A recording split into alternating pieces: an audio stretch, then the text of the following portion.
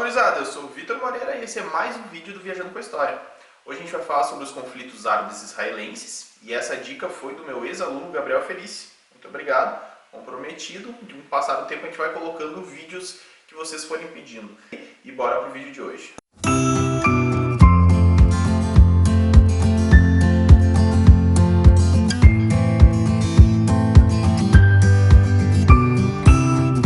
Então a gente vai falar um pouquinho sobre esses conflitos, não só os conflitos atuais, mas o que levou a esse conflito árabe-israelense ser tão falado até os dias de hoje, mesmo ele tendo começado há algum tempo atrás já. O que acontece? Hoje a região da Palestina está sempre em conflito com o Estado de Israel, justamente por não ter sido criado também um Estado da Palestina quando rolou essa divisão. Mas antes de eu falar da divisão, a gente vai começar lá no início então o que levou realmente esse conflito a acontecer. No final do século XIX, a gente vai ter um movimento chamado de movimento sionista.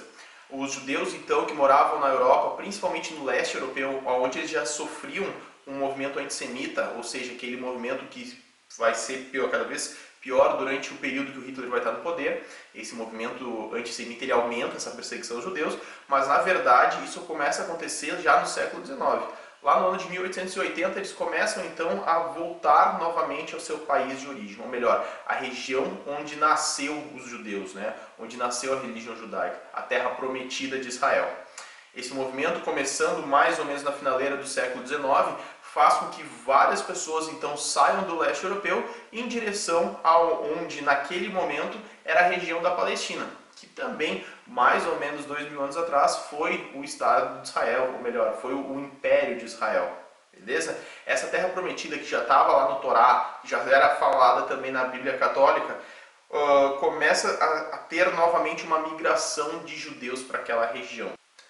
E por que isso acontece? Então, além dessa perseguição, a gente vai ter esse movimento que vai ser referente a Sião, né, que era uma das montanhas de Jerusalém, e justamente na finaleira do século XIX ele ocorre, os palestinos começam a vender as suas terras para os judeus. Tá? Com o passar do tempo, naquele período, a região da Palestina era dominada pelo Império Turco-Otomano ainda, se fez no início dos anos de 1900 um levantamento que mais ou menos das 600 mil pessoas que viviam na região, cara, 94% deles eram árabes. Desde o final do Reino de Israel, então mais ou menos 2000 anos atrás, quando vai rolar a diáspora, que é a expulsão dos romanos daquela região, a gente tem os judeus se espalhando pelo mundo. E no século VII, quando os otomanos tomam aquela região, a gente vai ter um aumento cada vez maior de árabes vivendo lá, e esses árabes em geral serão muçulmanos, beleza? Então a partir do ano de 1900, lá se tinha 94% da população que morava naquela região da Palestina, eles eram árabes. E eles eram muçulmanos também. E por que o nome Palestina? Por que não se manteve o nome de Israel? Durante o período de Israel, vai se ter vários nomes. Pode ser Reino de Israel, pode ser a Judéia, pode ser a Galileia, pode ser várias coisas que era chamada aquela região. Quando rola a diáspora, quando os romanos expulsam então os judeus daquela região, o que vai acontecer? Eles vão mudar o nome daquela região que era chamada de Israel justamente para Palestina. Então, os israelenses são aqueles que são de origem judaica e os palestinos são quem ficou na Palestina vivendo lá com o passar do tempo até a chegada do Islã no século VII. Beleza, sabemos então que a partir dos anos de 1900 começa essa migração maior para onde era a Palestina, que era a antiga terra sagrada dos judeus, e os judeus começam a voltar para casa por causa do movimento sionista. Até aí, tudo certo, até aí se tem poucos conflitos na região ainda. Os árabes não gostam dessa migração, muitos deles têm preconceito com os judeus, mas outros também acabam vendendo suas terras para esses judeus, e a princípio se tem uma convivência um pouco pacífica, até sem grandes traumas, digamos assim, até a criação propriamente dita do Estado de Israel no ano de 1948. Então, anterior a 48, a gente tem essa convivência pacífica entre judeus e muçulmanos.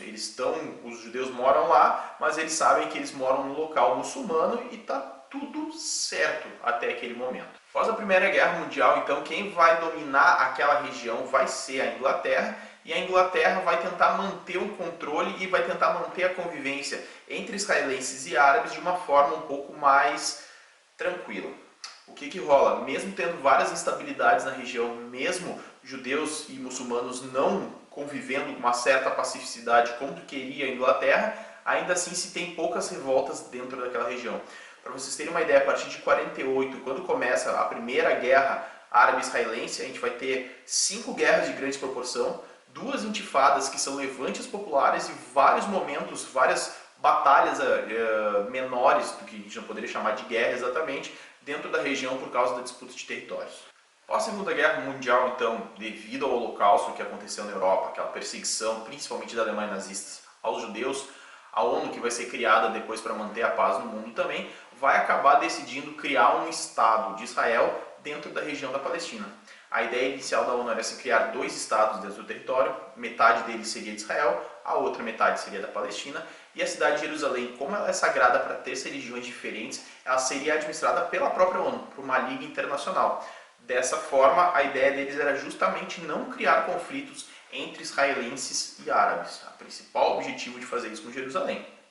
Cara, o que vai rolar? Apesar da criação do Estado de Israel, a Liga Árabe não vai ser favorável a isso. Por quê? Porque eles acreditavam que se estava retirando um pedaço do território dos árabes,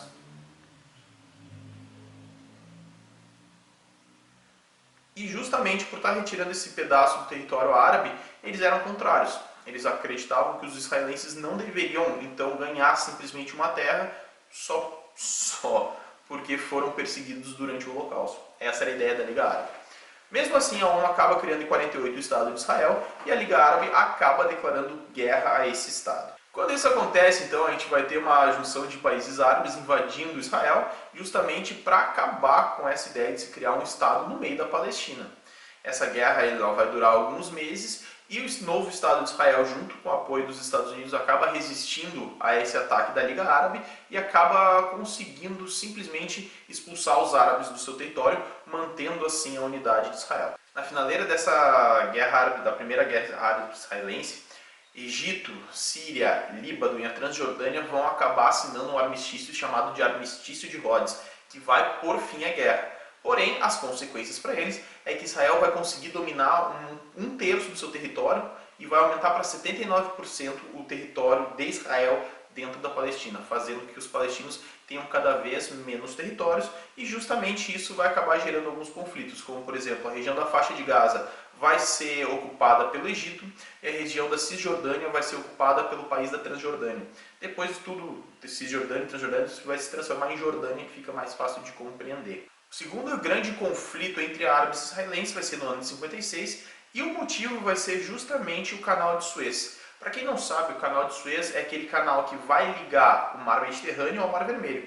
E essa região era controlada pelo Egito naquele período. No ano de 56, então, uma coligação entre Israel, França e Reino Unido acabam invadindo a região de Sinai, onde fica o Canal de Suez, e colocando tropas em Suez justamente pelas necessidades, tanto do Reino Unido quanto da França, de manter o controle daquele canal. O Egito, como não era aliado deles, então acabava dificultando muitas vezes o comércio na região e não deixava os barcos franceses, israelenses e também ingleses passarem por esse canal. Dessa forma, se eles não conseguissem passar pelo Canal de Suez, eles teriam que dar uma volta lá embaixo na África para depois conseguir chegar na Europa. O Canal de Suez era um super facilitador e ele foi construído no século XIX pelos franceses dentro da região egípcia. Todo esse conflito de Suez aconteceu porque o presidente Nasser, que era o presidente egípcio na época, resolveu nacionalizar o canal. O canal, então, que era de controle não egípcio, no caso ele era de controle britânico, foi nacionalizado em 56 e os ingleses acabaram ficando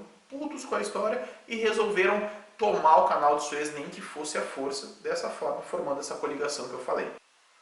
Esse conflito vai chegar no fim quando tanto os Estados Unidos quanto a União Soviética se coloca contra o que estava acontecendo dentro do Egito e resolve apoiar então as pretensões egípcias. Dessa forma, Israel se retira da Península de Sinai e logo em seguida tanto a Inglaterra quanto a França também acabam retirando seus exércitos, acabando com esse segundo conflito árabe-israelense que foi sobre o Canal de Suez. O próximo dos grandes conflitos que eu vou falar então vai ser a Guerra dos 100 Dias, que vai ser desencadeado por Israel. Quando a tropa da ONU se retira então da região do Sinai, o que vai acontecer, cara? Israel, alegando que o Egito ia fazer um ataque à Jordânia, ele resolve fazer um ataque preventivo. Dessa forma, então, ele ataca antes de ser atacado. Hoje em dia foi comprovado que não existia nenhuma hostilidade que levasse a isso ter acontecido. Dessa forma, então, Israel acaba atacando a região e depois a guerra vai durar só 6 dias devido ao poderio militar absurdo que Israel tinha naquele período. Eles vão conseguir conquistar alguns territórios, como por exemplo a faixa de Gaza, a região da Jordânia e também a Península do Sinai, que é onde fica o canal de Suez, no caso, que era aquele que eu falei anteriormente. Outra coisa importante que acontece então nesse ano de 1967, que vai acontecer justamente durante a Guerra dos 6 Dias, é a conquista da parte oriental de Israel, ou melhor, a parte oriental de Jerusalém, que era a cidade antiga de Jerusalém. Quando Israel consegue conquistar então essa parte da cidade, o que vai acontecer? Eles vão unificar Jerusalém e o Jerusalém vai passar a ser de jurisdição de Israel. No ano de 1980, Israel vai declarar que a cidade de Jerusalém é capital eterna e indiscutível de Israel, levando então a aumentar ainda mais as tensões na região, justamente pela cidade de Jerusalém ser importante não só para árabes, como também para judeus, como também para católicos, cara. Dessa forma, quando Israel resolve dizer que a capital do seu território é uma cidade importante para 3 religiões, cara, os árabes vão ficar loucos. A treta vai cada vez aumentar mais, justamente porque nenhum dos lados consegue ceder, nenhum dos lados quer aceitar a visão do outro. No ano de 1973 vai acontecer o quarto grande conflito árabe-israelense, que vai ser justamente a Guerra do Yom Kippur. O Yom Kippur é um dia sagrado para os judeus e é um dia que é chamado também o Dia do Perdão. E o que acontece? Quando os árabes resolvem fazer um ataque surpresa durante o Yom Kippur, basicamente o Estado de Israel estava no meio do seu feriado, digamos assim. Os caras estavam passando por um dia extremamente importante, então, e realmente eles não esperavam um ataque nesse período. Qual era a intenção do Egito e da Síria, então, em fazer esse ataque durante o Dia do Perdão? Simples, eles queriam reconquistar os territórios que eles perderam durante a Guerra dos 6 Dias. Tanto o Egito quanto a Síria perderam uma quantidade considerável de território que eu falei anteriormente, e a ideia desses caras era justamente retomar esses territórios. A Guerra do Yom Kippur acaba então resultando na defesa de Israel em relação aos seus territórios, e basicamente a guerra só termina porque a ONU resolve então intervir diretamente naquela região, fazendo com que fosse assinado um armistício na qual o Egito e Síria desistiriam desse ataque a Israel. Israel consegue se defender e a guerra é finalizada. Além disso, a gente vai ter mais 2 intifadas, então são levantes populares na década de 80, a gente vai ter a Guerra do Golfo nos anos 90, a gente vai ter a invasão ao Líbano em 82 e por aí vai. Vários são os momentos de conflito entre os dois países e, cara, uma das principais coisas, o que acontece hoje, é que o Estado da a Palestina não tem um Estado definido ainda, enquanto Israel já é um Estado desde o ano de 48. Isso que é um dos motivos de trazerem vários conflitos para aquele local. Cara, e definindo, o que teria que acontecer então para árabes e israelenses encontrarem a paz na região? Primeiro, cada um dos lados vai ter que ceder. Por exemplo, no lado de Israel, a gente tem que ter Israel reconhecendo então que a Palestina é um país também, devolvendo uma parte dos seus territórios, principalmente a cidade antiga de Jerusalém, e aceitando que as 3 regiões que iriam compor o Estado da Palestina tenham livre comércio, coisas que não acontecem hoje. Não acontece nem comércio nessa região e nem o tráfico de pessoas. Ou seja, essas regiões da Palestina estão fechadas justamente por estarem muito próximas a Israel e Israel controlar as regiões de forma militar. Já o Estado da Palestina deve reconhecer Israel como um país soberano também e principalmente prometer acabar com qualquer tipo de hostilidade em relação a Israel.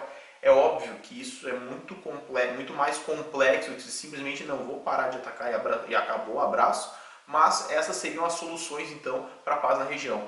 Ela não acontece justamente porque nenhum dos lados quer ceder um pouquinho. Israel não quer ceder devolvendo os territórios, a Palestina não quer ceder porque Israel não quer ceder e por aí vai. A gente tem um conflito aí durando há bastante tempo, mas nesse momento que a gente está falando, ele está num período de relativa paz, ou seja, os conflitos armados diminuíram, apesar da tensão na região ainda ser muito grande.